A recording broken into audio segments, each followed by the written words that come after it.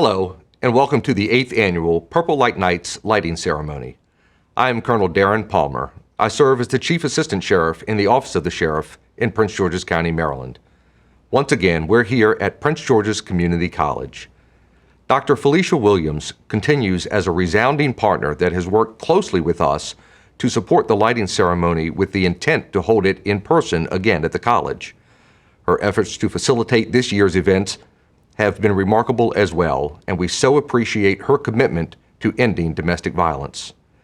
In 2021, we find ourselves again in a situation where coronavirus cases are continuing to grow. We also know cases of domestic violence in this confined time with limited outlets and depressed economics also are on the rise. This year's lighting ceremony is more important than ever. Purple Light Nights is a lighting ceremony the Domestic Violence Intervention Division's Special Victims Assistance conceived in 2014.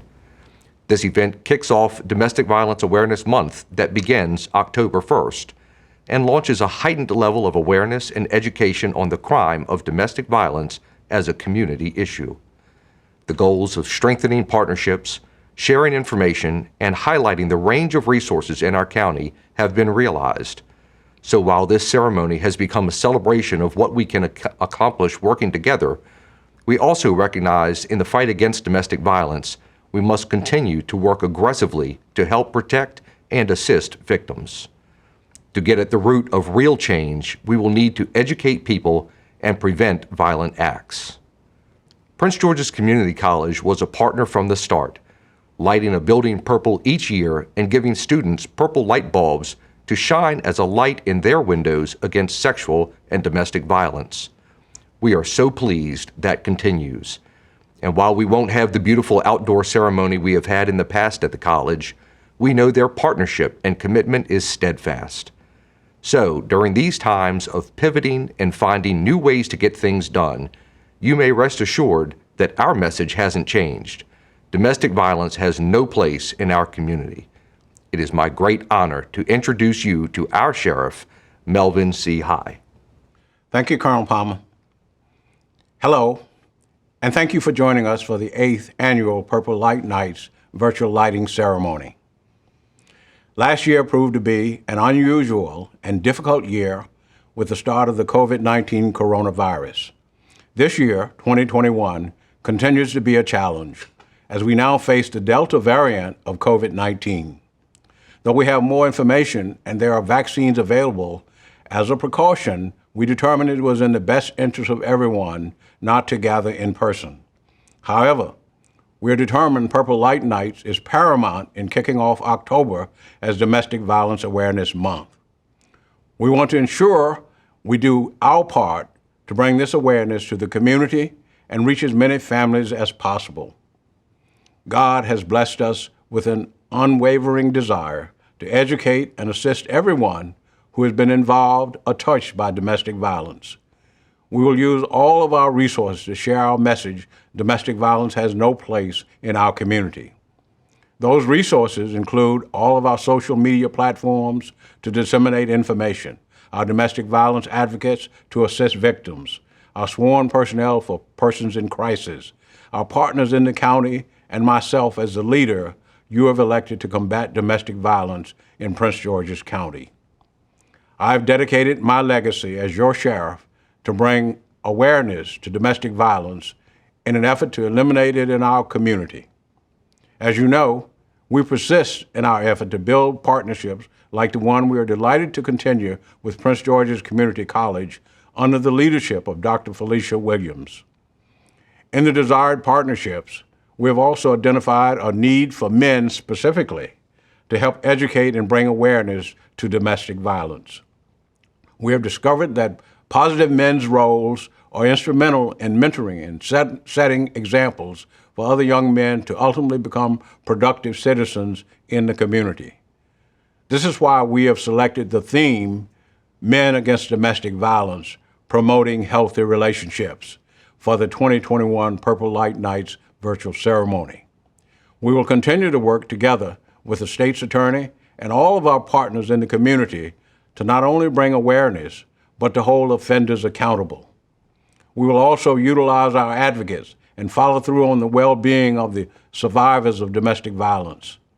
We encourage education and awareness that fuels our ability to improve the tools that strengthen protections against domestic and family violence. The Extreme Risk Protective Order, which enables law enforcement to remove guns, literally can save lives where a volatile situation exists. We will continue to use every opportunity to remove guns because we know that guns are too often a factor in threats of domestic violence and homicides. In addition, over the years, we have made such progress on educational awareness. Citizens are better informed about what domestic violence is, where they can get help, and have a greater knowledge about the range of resources available in our community. Many of our police agencies continue to undertake initiatives to grow resources and protections, such as the Maryland National Capital Park Police Domestic Violence 5K race. Further, domestic violence takes no breaks, and neither have we during this crisis. The courts continue to issue protective orders, and our deputies in the sheriff's office continue to serve them. Like many communities around the country, Prince George's County has seen some increase in protective orders. This increase has been attributed to the virtual court process and the initial stay-at-home mandate necessitated by COVID-19 that created tension in the home. Our system for intervention has kept our citizens well informed throughout the year and during COVID-19 so that people know far more about what actions they can take to protect themselves and their families. I assure you that our prevention, intervention, and enforcement efforts continue, even during the time we've had to isolate as a community. Finally, I want to thank the residents of the county for helping us spread the message that domestic violence has no place in our community. Over the years, we've given away thousands of purple light bulbs and asked that you shine a light on your porch or in a window every night in October.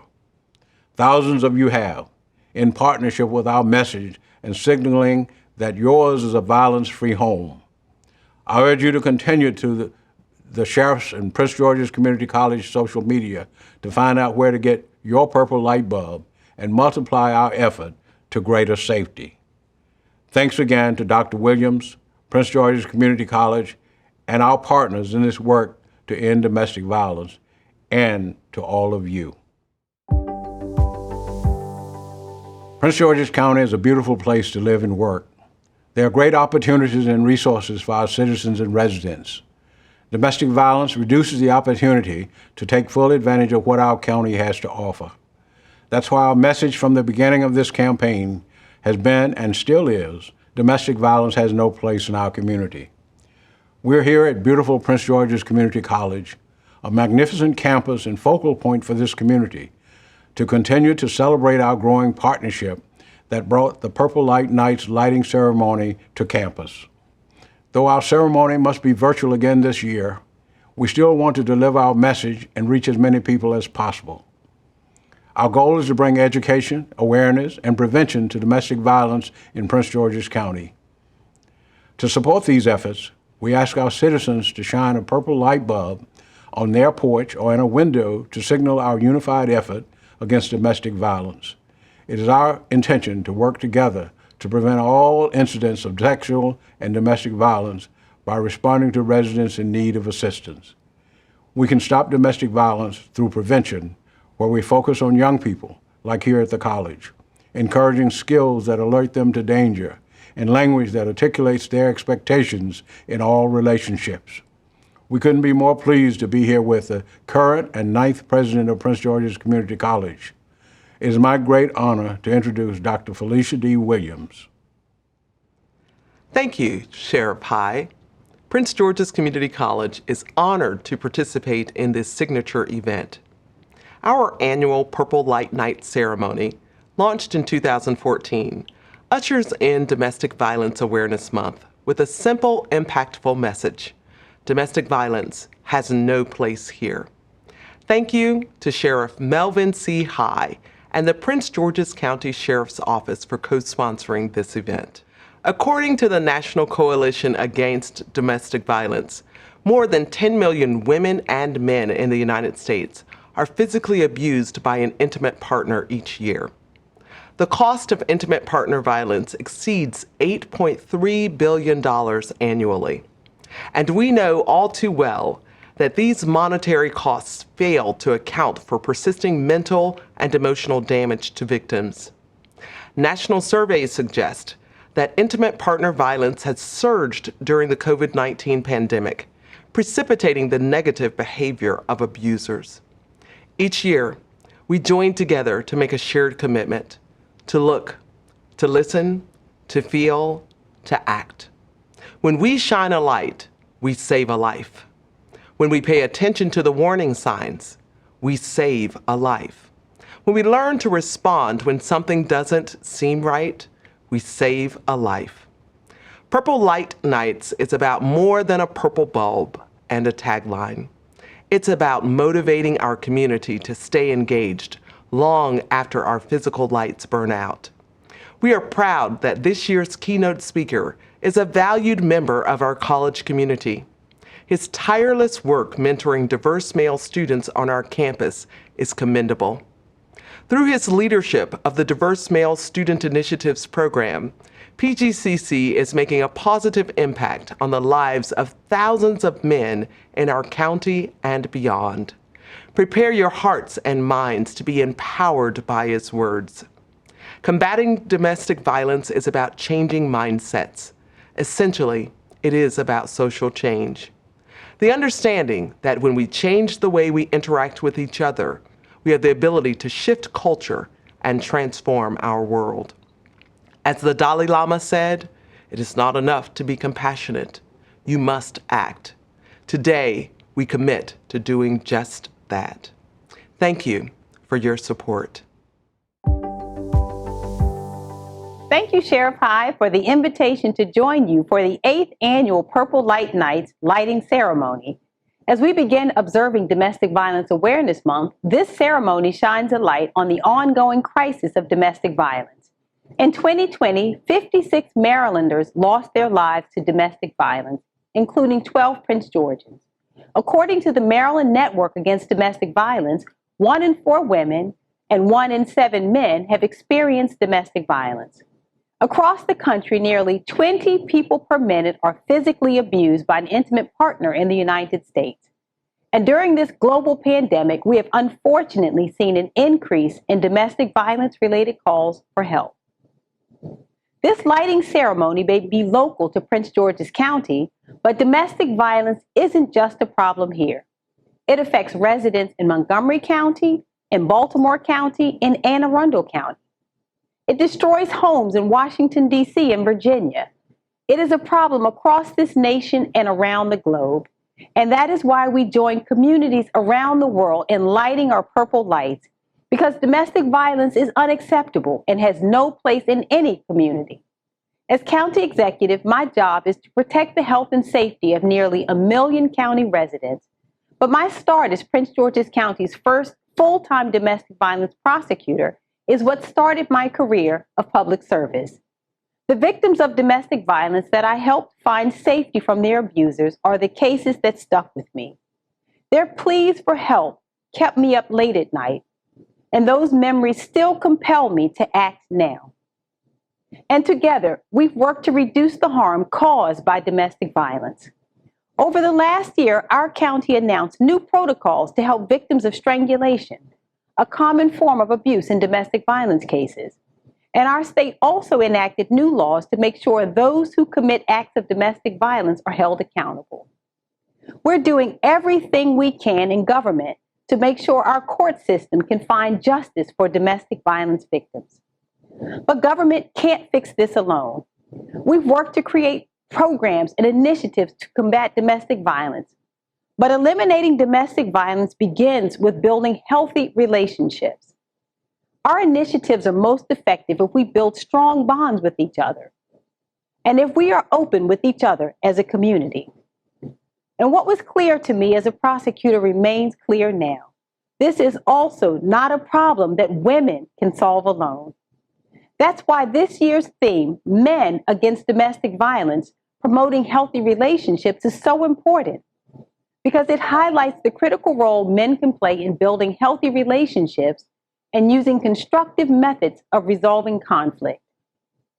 Modeling healthy behavior in the home can be transformative because girls who witness domestic violence are more likely to grow up and become victims or substance abusers. Boys who grow up under those circumstances are twice as likely to become abusers themselves. And domestic violence is not just your neighbor's problem or a crisis in the home down the street, it's everyone's business. Broken relationships within the home can affect external ones as well. We can't be silent on this issue, and we can't ignore it in hopes that it will disappear. I know that talking about domestic violence can be uncomfortable, but our silence allows it to continue, and that is unacceptable. We must be willing to have the tough conversations and then turn that talk into action. It is our obligation. We owe it to those who have lost their lives to domestic violence. We owe it to the survivors who need our support to keep fighting. We owe it to those still living in the nightmare of domestic violence, holding on to hope of something better. And we owe it to the next generation to mold a society where violence in the home is not a constant threat. Thank you again, Sheriff High, for reminding us each year that it will take the whole community to address domestic violence. And thank you to everyone who has joined us for your willingness to shine a light and help create lasting change. May God continue to bless you all, and may God continue to bless Prince George's County. Hello, I'm State's Attorney Aisha Braveboy. I want to thank my good friend, Sheriff Melvin High, for inviting me here today. Thank you for your leadership and the work you do every day on behalf of the residents of Prince George's County. I have been here with you many times as we kick off Domestic Violence Awareness Month because it is important that we show survivors and those working to escape violent relationships that we support them. Unfortunately, too many of us know someone who's affected by domestic violence. The statistics are staggering. Domestic violence is the leading cause of injury to women between the ages of 15 and 44 in the United States, more than carjackings, muggings, and rapes combined.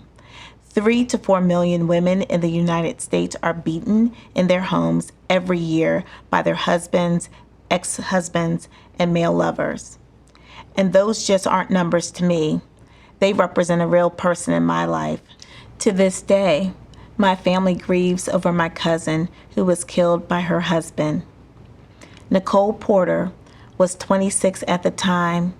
She was working as a security guard at an elementary school in D.C. back in 2007 when her husband, Dwayne Porter, entered the school and stabbed her 16 times.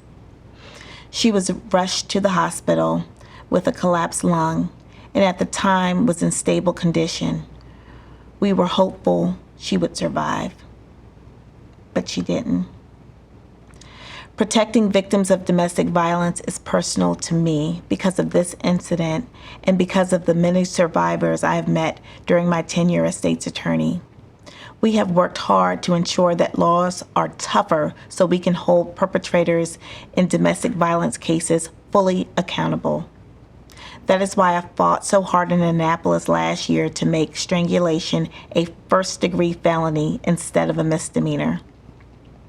Strangulation is one of the most lethal forms of domestic violence. A victim can become unconscious within seconds and die within minutes. Today, 39 states, including Maryland, have legislation against strangulation. 1 in 4 women will experience intimate partner violence in their lifetimes. And of women at high risk, up to 68% will experience near fatal strangulation by their partner. As state's attorney, it's important for me and my office to hold the perpetrators of any type of domestic violence accountable. Throughout the prosecution process, we are victim-focused. My office works to keep the victims and their families involved in every aspect of the process. We take their input as we seek justice for them. I also started my own program against domestic violence several years ago called Not One. It brings survivors, advocates, and experts together to bring awareness and develop solutions.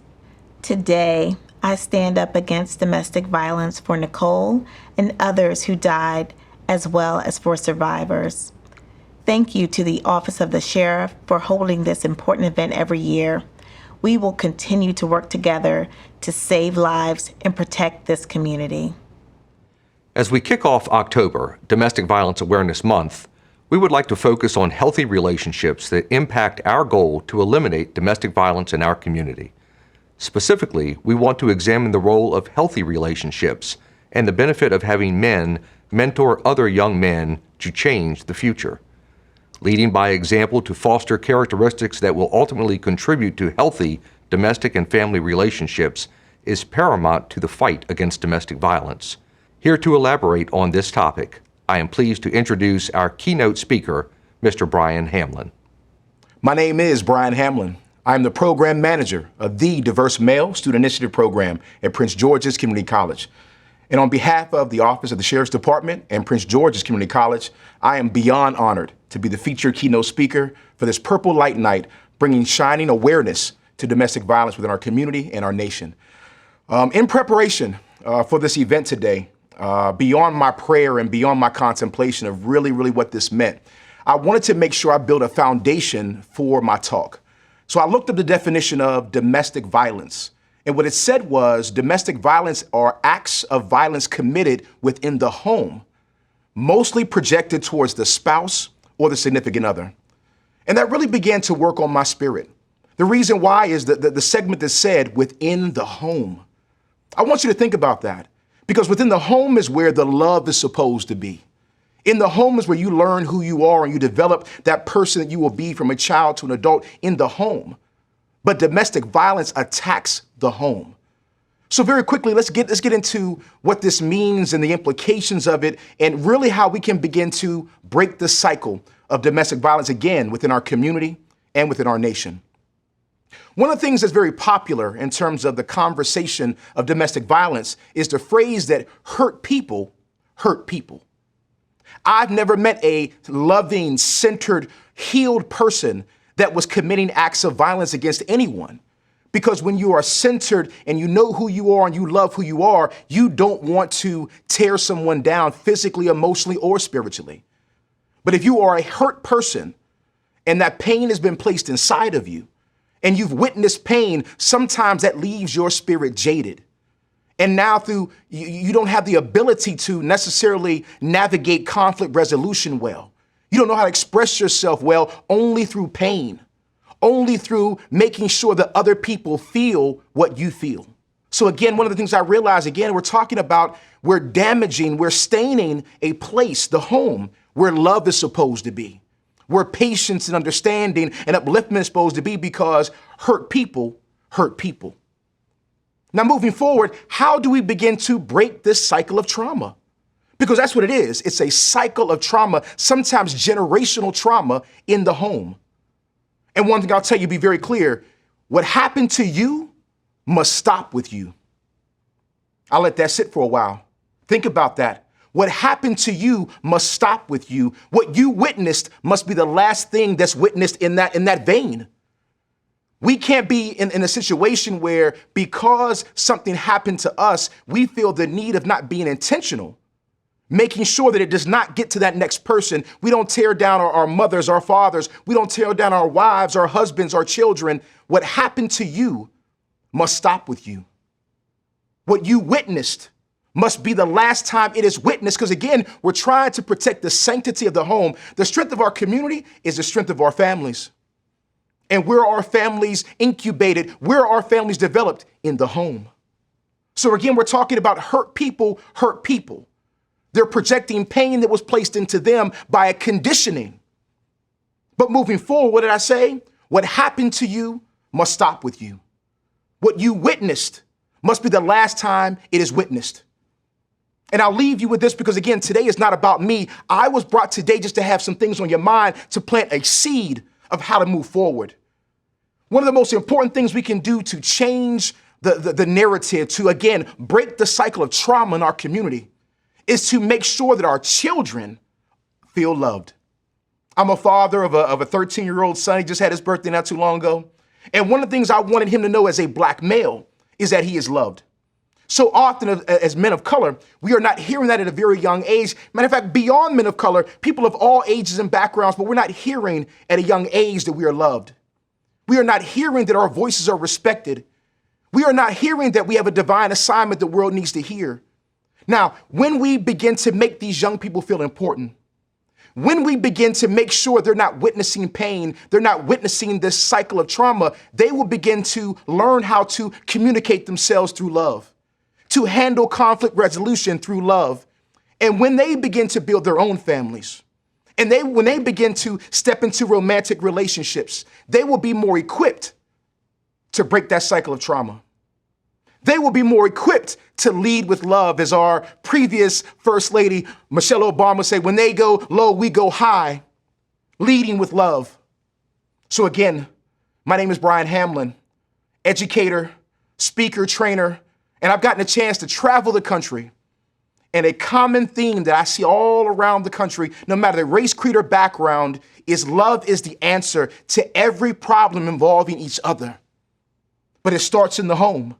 It starts with knowing who you are, loving who you are, and valuing who you are. I'd like to thank again our prestigious president, Dr. Williams, for Prince George's Community College and their partnership with the Office of the Sheriff's Department and bringing just a prolific awareness to the theme of domestic violence in our community and our nation. With that being said, be kind to one another. We can do it together. God bless. Good afternoon. On behalf of the Honorable Sheila R. Chillison Adams, staff and partners of the Prince George's County Family Justice Center, it is my sincere pleasure to join you for your annual Purple Lights Night event, Prince George's County's official kickoff of Domestic Violence Awareness Month. I'd also like to take this opportunity to thank Sheriff High for his outstanding leadership and steadfast commitment to combat domestic violence here in Prince George's County. Your dedication and support is commendable and exemplary of effective public service. Like many organizations, COVID-19 truly tested the resiliency of the Family Justice Center and its response to survivors.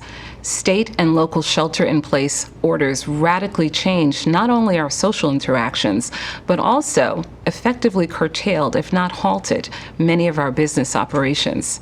This situation initially created challenges for the Family Justice Center, but it was also a time for discovery and growth.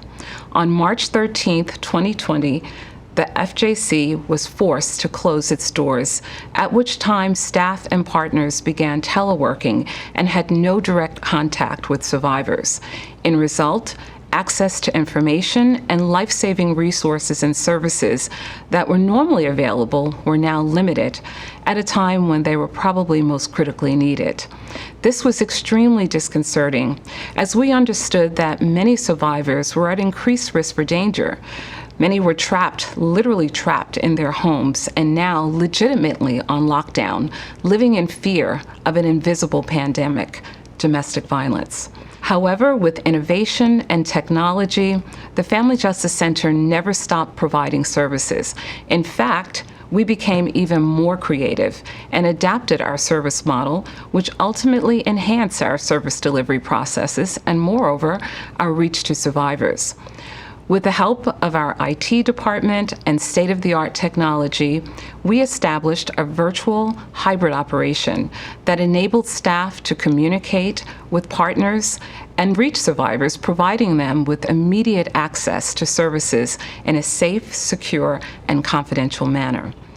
Also, messaging was very important during this time. We wanted survivors to know that even though our doors were closed, we were still available and that services were there for them. The Family Justice Center embarked upon a very aggressive marketing campaign themed Isolated but Not Alone. This campaign included both print and broadcast media.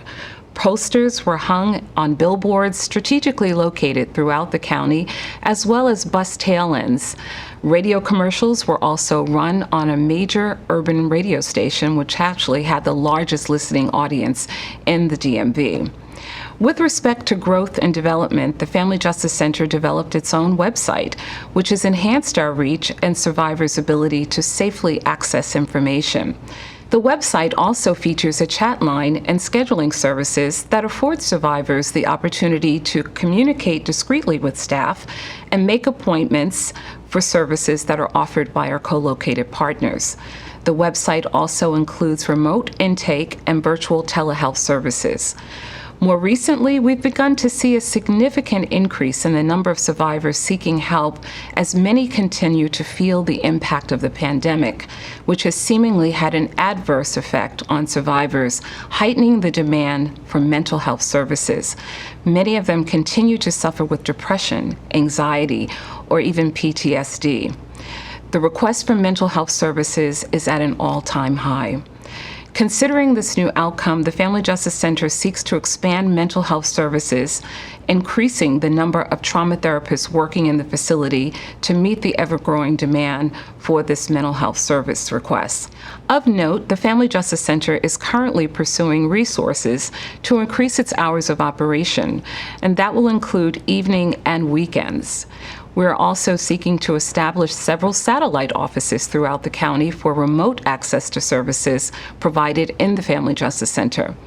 Most importantly, we are also expanding on-site services with the addition of a new community-based organization that will provide individual life coaching services. This will help survivors move forward with their lives, enabling them to identify and achieve their personal goals. Clearly, we are optimistically looking ahead. Personally, I'm very hopeful about the future of the Family Justice Center as we continue to grow, enhance resources, and effectively serve the community, striving to change lives and restore hope. We are grateful to the Office of the Sheriff and all of our partners for your ongoing support and collective impact as we create public value. Each year since 2018, we have given out a very special award called the Purple Light Bulb Award. As inscribed on the award, it is given in recognition of support, partnership, and fearless leadership, shining a light in darkness where domestic violence thrives.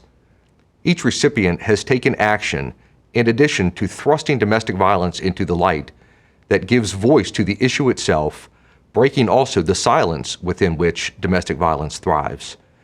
They give voice to the impact of violence on families, and they reach out, they listen, they sow change. They also fortify our resolve that we are on the right track in strengthening our county. It is my great pleasure to introduce our 4 2021 Purple Light Bulb awardees. Ms. Sharon Taylor served for many years as the Public Affairs Director and Legislative Director for the Sheriff's Office. She has an uncanny ability to evaluate situations and decipher unique approaches for successful resolution. She conceptualized countless ideas to deliver outstanding presentations to the Purple Light Nights lighting ceremony during her many years of service. The Purple Light Bulb Award is one of her creations. Her valued input over many years to draw attention to domestic violence, garner support, and involve partners has made the event a highlight in the county. Moreover, what that really did was make all of us better in public service, open doors for victims of domestic violence, and ultimately provide for better results for those survivors. We honor her with a Purple Light Bulb Award. I want to thank the Sheriff for this award. For our team in public affairs, Purple Light Nights was the perfect signature event and prevention component to support the Domestic Violence Unit and the Special Victims Assistance Response. It created an important connection between law enforcement, great partners and influencers in the community, and the community itself as partners in public safety. We strengthened the community's understanding about domestic violence and the red flags that signal it. We highlighted the range of resources available to victims in the county and through the Sheriff's Office. And we spread an important message throughout the land that domestic violence has no place in our community. Thank you again. Thank you, Ms. Taylor. Miss Melissa Hopmeyer is the chief of the Special Victims and Family Violence Unit in the Prince George's County State's Attorney's Office. She is also their legislative and policy chair. In these roles, she spearheaded the effort to drive change in Maryland law, ensuring strangulation was recognized and treated as a felony crime. Ms. Hopmeyer followed through in educating law enforcement officers throughout Prince George's County on signs, clues, language, and appropriate investigative questions to be asked to fully identify when strangulation is involved in domestic violence cases. Her commitment and direct efforts have resulted in more effective laws, more educated public safety, and enhanced prosecution of violent offenders. We honor her with the Purple Light Bulb Award. Thank you so much, and thank you to Sheriff High and the Prince George's County Sheriff's Office for this tremendous honor. The work that we do as law enforcement, advocates, service providers, and citizens helps to end intimate partner violence. It is hard work, but important. I am truly honored to be among these recipients and to do the work every day on behalf of the survivors and citizens of Prince George's County. I want to take a moment to especially thank the state's attorney, Aisha Braveboy, for her leadership on this issue and for trusting me to lead this unit that is dedicated to helping survivors, holding offenders accountable, and ending intimate partner violence in our lifetime. We have taken great steps through the strangulation protocol, the high risk and high lethality protocol, and through the diversion work that we do, but there is still more work to do. I stand committed to doing that work. Thank you again for this honor, and I look forward to our continued work together. Thank you, Ms. Hopmeyer. Dr. Karen Payne has served the community and citizens of Prince George's County in broad and specific ways. She has been a vital part of the Domestic Violence Coordinating Council and the Domestic Violence Fatality Review Team for many years. In both committees, she brings a wealth of knowledge about the intersectionality of domestic violence and sexual health, mental health, and physical health. Based on her knowledge and experience, she has enhanced our services to domestic and sexual assault victims. She has provided training to the Special Victims Assistants and regularly presents relevant information to the members of the Stay in Touch support group. Dr. Payne has also been instrumental in providing free HIV testing to domestic violence clients. This is important because sexual coercion is a form of domestic abuse. We honor her with a Purple Light Bulb Award. I would like to thank the Office of the Sheriff for this recognition. I am grateful and thankful to work with such generous people. Thank you for allowing me to be a partner and a collaborative person from the Health Department and being on your Domestic Violence Fatality Review Committee for over 10 years, a partner beside you on the Domestic Violence Coordinating Council and at the Family Justice Center. I would like to thank Bethany Bordeaux and Ms. Bobby Harvard for allowing me to teach the Sexual Health and Recovery group at your Stay in Touch group. I look forward to working with you on future endeavors. Thanks again for recognizing me, and may we continue this partnership. Thank you, Dr. Payne. Accepting for our next awardee, the Prince George's County Office of the Sheriff's Special Victims Assistance Unit is Manager and Advocate Ms. Bethany Bordeaux. The Special Victims Advocates in the Prince George's County Sheriff's Office make a difference for domestic violence survivors every day.